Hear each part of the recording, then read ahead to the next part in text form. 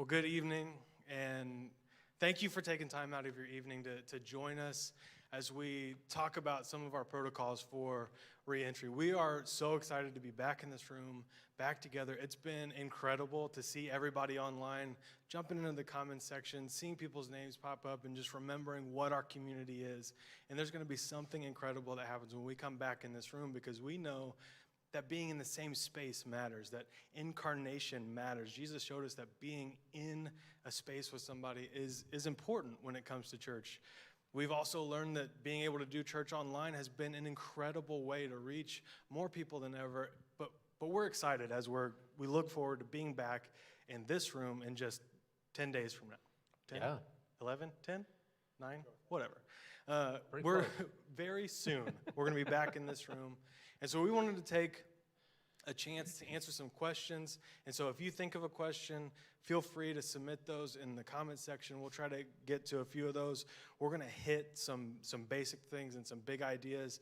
And then at the very end, we'll answer some questions that are still unclear. And so, Mike, if you could, would you kind of walk through how we made the decision about the protocols and the procedures that we're going to have when we're back in here in a couple days? Oh, 10, 9? absolutely. And as you can imagine, it's been somewhat of a difficult process to think through this as decisions changed and information changed as we went along. But I want to say, first of all, thank you for your prayers. We asked you to pray for wisdom for our leaders, and we know you've been doing that. I've been hearing from people who have, so thank you for doing that. We've been listening to state officials.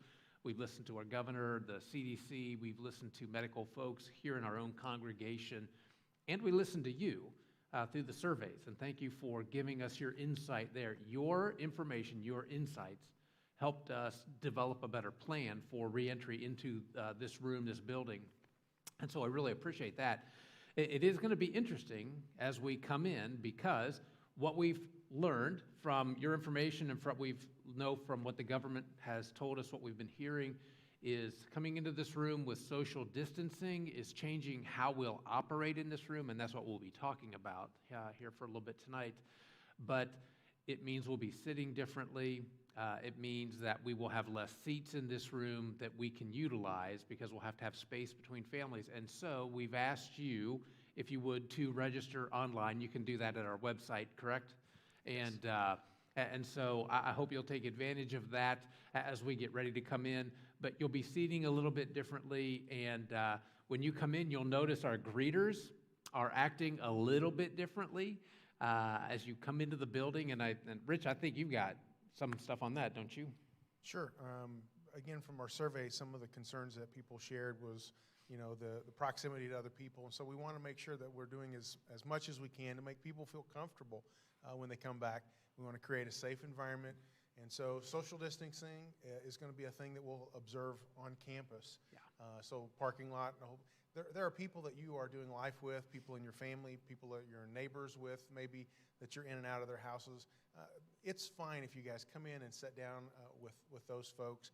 But what we're going to try and do with people who help us serve communion, other people on staff are going to be kind of working the room to make sure that there's some space between one family group and another individual or another family, so we can make sure that those are being observed, that there's that proper distance. There'll be things that are different in our service as well. Some of you made mention of the way we do communion. We're not going to be passing trays for a while. And what we're going to end up doing is the prepackaged communion. So the juice with a layer, a seal on it, and then on top of that seal is the wafer with another clear seal. So you'll be able to pick those up inside the worship center. Our folks will be helping you with gloves and masks. They're going to be doing that because they're going to be handing you a consumable. Again, an extreme measure to make sure that what we're doing is safe. And for a long time, we haven't passed an offering plate. Right. We've got boxes up along the wall. If you brought an offering to be able to share that day, you could drop it in. And just along those lines, thank you so much. We have seen this huge uptick in people who are giving online. They've got in and scheduled their giving, that recurring gift, is big in so many different ways. It's set up and it's regular, and it helps us as we try and look at cash flow and management of what we can anticipate our income being for the month. So there's tons of great things that happen from that, but it also eliminates this plate that's being passed during the service time. Yeah, you mentioned masks, and I want to address that because I know that's been a question now for a while, actually a debate in our culture. And so what we're going to be doing here, Rich mentioned that those who will be handling communion will be wearing a mask as well as gloves. We're going to be following the CDC guidelines, which recommends but does not require that people wear masks. And so that's what we're asking of you. If you would be more comfortable with a mask, please wear one. If you're okay without one, that's okay too, because that's following the CDC guidelines. We do ask you to be mindful of those who are wearing masks around you if you're not, and just being considerate of them. And in this space, we'll let you know that our staff will have masks with them, and if someone approaches us who's wearing a mask, we'll make sure we've got our mask on. And so we want to be considerate of others. We want to think of others more highly than we think of ourselves, and so that's one of the steps that we'll be taking to make sure that happens as well. Yeah, we talked a little bit about it, but Mike, if you could, how are we going to pull this off? How many people do we need to do church in this new and different way? We got it completely under control now, right? It is absolutely 100% under control. Hey, yeah, one of the things that we have learned as we've thought through the processes is it's going to take more volunteers. Even though our Next Gen Ministries will not enter the building with us, children and families are, of course, welcome to be part of worship. Even with that part of our ministry, which is a huge part of who we are, not being with us immediately in a couple of weeks, we still need volunteers, especially when we think of the cleaning that has to take place between services, after services, to make sure that we've taken care of our facility. But we've also, with our online community, and Adam's been leading that charge, with our online, that's a brand new ministry that we are beginning and building. And so if you've got mad online skills or would like to be equipped with that, we would love to have you as part of that team as well. So I think probably the two largest teams that we need are probably cleaning and online. Is that correct?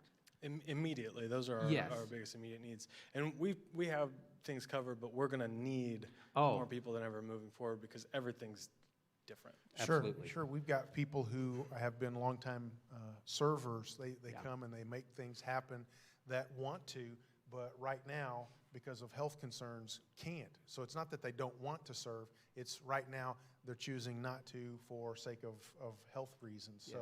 So there's a spot on our website that you can go and look through the items that we need help with.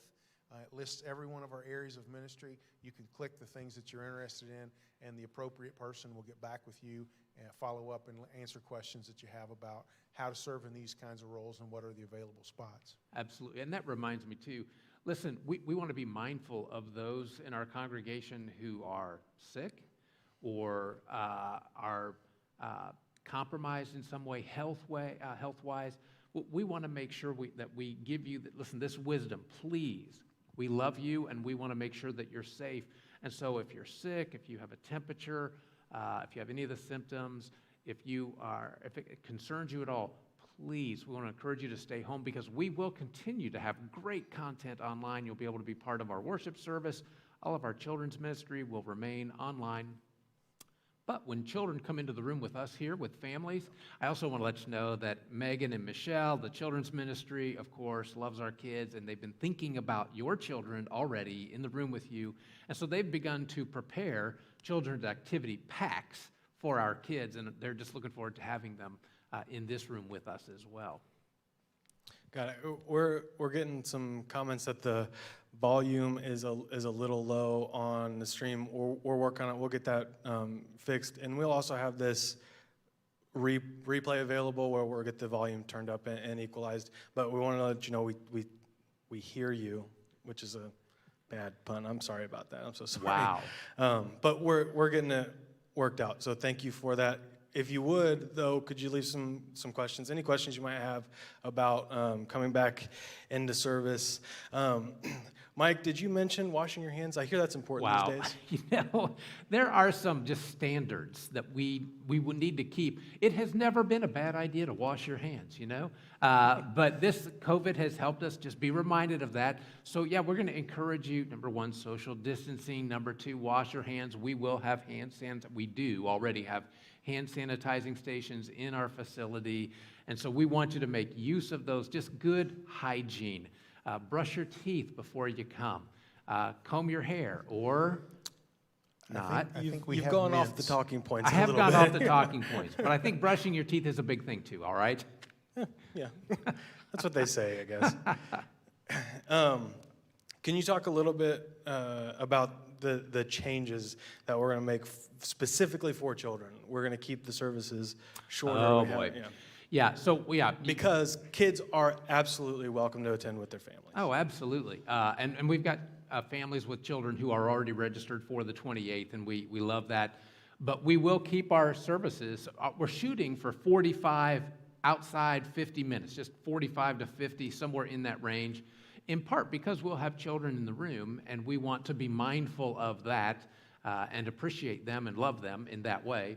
We also need to keep our services a little bit tighter because the cleaning that has to take place following the service will require a little bit of extra time. And so, you know, one of the things we've talked about is as the service concludes, just helping people be able to move out of this room when Yeah, it's over. and what that'll Sure, look like. Sure, yeah, and there's so much, I mean, that's why we're doing this Facebook Live event, because there's so much that's going to be different about our worship experience. We don't say that to make it sound negative, but there are just some things that we'll have to do a little bit differently for a little while. And, you know, generally after service is over, people stand up and they talk and they hang out for a few minutes and they make their way out. And it's no big deal because really all we have to do is kind of straighten the rows and we're ready for the next service. But now, with the CDC guidelines, our facility manager, Kelly DeWine, has purchased some a chemical called BioShield 75. Yeah. And there's a link. It's a really cool video if you haven't checked it out yet that tells how it works. So we've put some of that stuff on, sanitized. We're going to be wiping down pretty much every flat surface, high-touch surface areas, and that's going to take a few minutes. So as we're dismissed from the worship service, we'll make our ways to the exits, the doors that we came into the building with, being mindful of social distancing protocols. So recognize that, you know, I need to keep a little bit of distance from, you know, my herd and the people that aren't a part of my herd. But we'll move toward the lobby, and from the lobby we'll move out toward the parking lot, recognizing that we want you to have conversations, but in this room we're going to have to be able to start the cleaning process so that it's ready, clean, safe, and sanitized for the next group that comes in. Absolutely. We got a question. Will there be coffee? That's a great question. There will be coffee if you bring it with you. We will not be, our coffee stations will not be available during this time for reasons of we don't want to be handling cups or anything that you will then have to handle without gloves on. And you've probably seen what our coffee stations look like. There's congestion, and it's not been a problem normally because it's another chance to have conversations. Absolutely. But we're trying to maintain 6 feet, and so that's just another one of those obstacles that would make it difficult to have 6 feet of distance and get coffee served in any kind of safe amount of time. But we are encouraging you to bring that with you. You could even bring me some. That'd be great. Wow, that was shameless. You two, shameless. I didn't Unbelievable. say like Egg McMuffin or anything. You know, I want to mention too, and Just real quick, and yet we will work with specific classes and small groups if they would like coffee supplies that they can, you know, prepare and clean up themselves, yes, specifically. But our Absolutely. coffee stations where there's a large group gathering and that stuff, those will not be open when we come back on the 28th. Right. I did want to say, you know, we've talked about children, and I want to let you know what our thoughts are as we look even down the road a little bit. Our plan is to follow the governor and just, we know that they're wanting children in schools on campus this fall, and so Our thought right now, and again, we know all of this, as things change, our plans have to alter with them. But right now, the plan is that our children's ministry will enter the building in August when the schools open up. And so I want you, that's something to look forward to. I know we're looking forward to that. I know Megan and Michelle, our children's volunteers, are all looking forward to that. Sure. And when we start back in with our kids' ministries, that's going to be one of those things that's phased in as well, because there will be social distancing, or at least we're anticipating social distancing guidelines for kids in classrooms and things like that. So it won't go back to the way it was before immediately, though it will be incremental and staged. Yeah, and I think that's one of the things to hold on to in this time, is that all of these things are for a time. They're for a time so that we can gather as safely as possible, considering every type of person that we call a part of our family. And so it's not just about me as a person coming to church and whether I feel safe or healthy or whatever. It's how do we do this in a way that cares for each other and considers everybody? Right. Because ultimately, when we come to spend time with our church family, we're not just here to be served, we're here to serve. Right. And in a very real and tangible way, in this season, we get an opportunity to serve in the way that we participate in the gathering. Yeah. And I think that's an incredible testimony to how the church can care for and love each other. Right, but we need to recognize, listen, when you walk into the room and you see people you've not seen for a long time, the natural inclination is going to be, to go over and want to hug them and say hi because you've missed them, and man, do we get that. But we need to be thoughtful in this with other folks, so, yeah. Absolutely. We got the question, will there be any adult classes on campus on Sunday or just the 2 services? I'll answer that one. We're working specifically with class teachers and small group teachers to make spaces available. We have very limited space where it's big enough to handle any adult small group or class. And so we're working specifically with leaders that are looking for a spot, but largely a lot of our rooms are not available. We have, for this summer, how many spaces is it that we can have? Yeah, I thought it was 3. Yeah, 3 spaces where the 50% capacity that we're going to have to open at. Right, and that 50% capacity is, again, another function of allowing for social distancing protocols.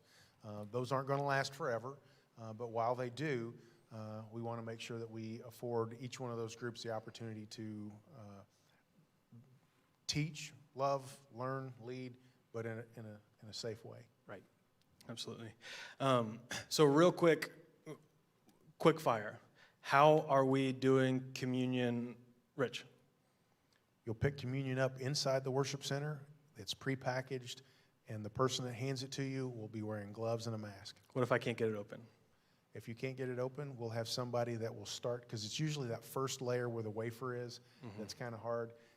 If you need help, we'll send somebody over, and we'll have lots of people at that point of the service kind of paying attention. Right. Yes. How many seats are between families? Mike, this is a fun game I just came up with now. Thank you very much. This Fun is for great. me, I guess. So first of all, we're going to be sitting every other row. So there's 6 feet behind and in front of you. And then between your family and the next family, 3 seats. But one of the things I think we need to mention too is you get to determine who your family group is. We're not going to tell you who that is, right? I mean, so if there are people that you've been around and you feel safe with and you're good with sitting beside them in church without space between your family and theirs, yeah, that's great. Yeah. We would ask, though, that when you come in, take special care to count 3 seats. We want to maximize the space, and that's really going to take all of us saying, I'm going to get as close as possible and not in extra space. Because You know what's going to trip people up? Tell me. Math. Math is going to trip people up because you have to be able to count to 3. Since the dawn of time. So, yeah. Sure. And we're going to have people in the room, staff and the people who help us serve communion are going to be kind of looking at those kinds of things. So please be kind to those folks. They might look at you and say, hey, I've got a family coming in. Could you scoot down 3 chairs? Just smile and say, sure. That'll help us out a bunch. All right, a quick fire question that just came in. Are pajamas acceptable? That certainly depends on the pajamas, but Yeah, so certainly those are incredibly welcome and invited online campus. But on campus here in the room, perhaps not, unless a child is wearing them. If a child is wearing them, we would love that.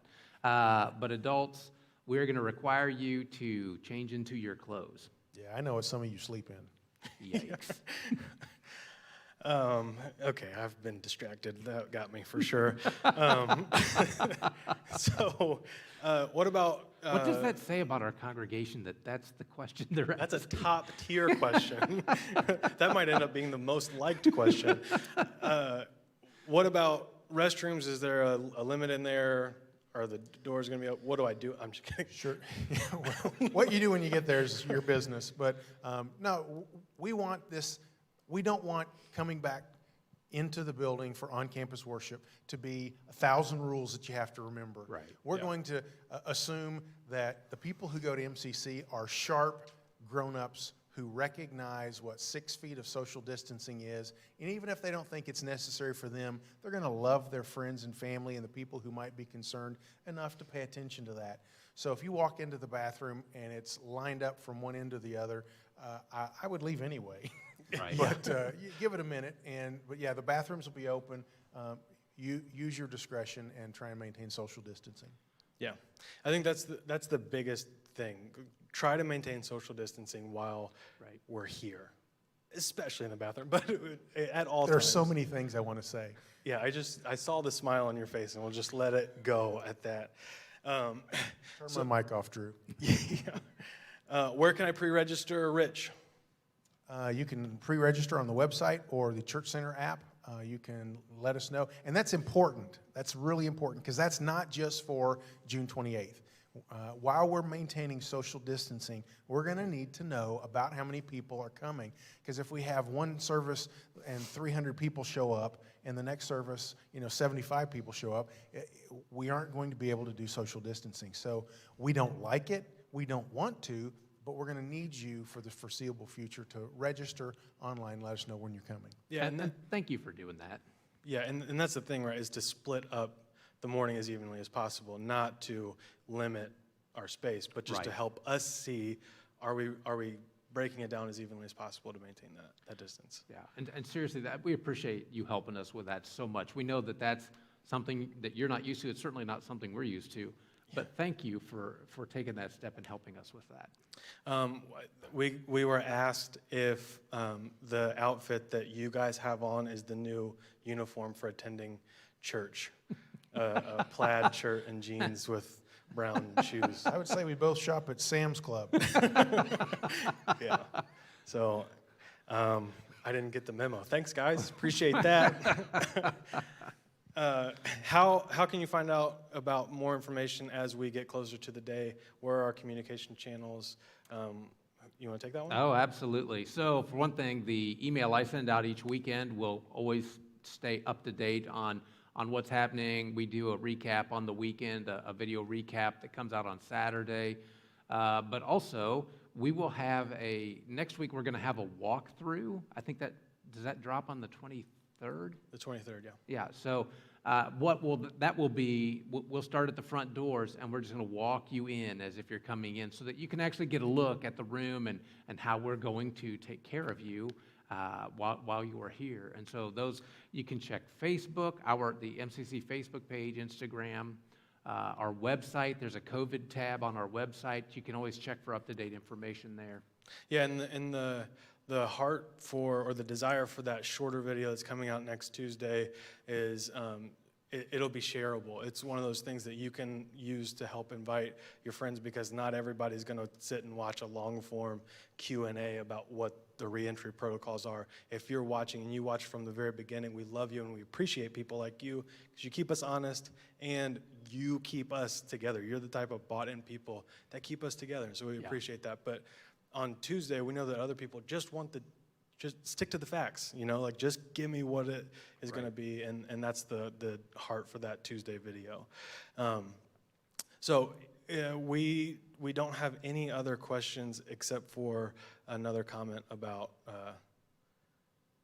hair or lack thereof.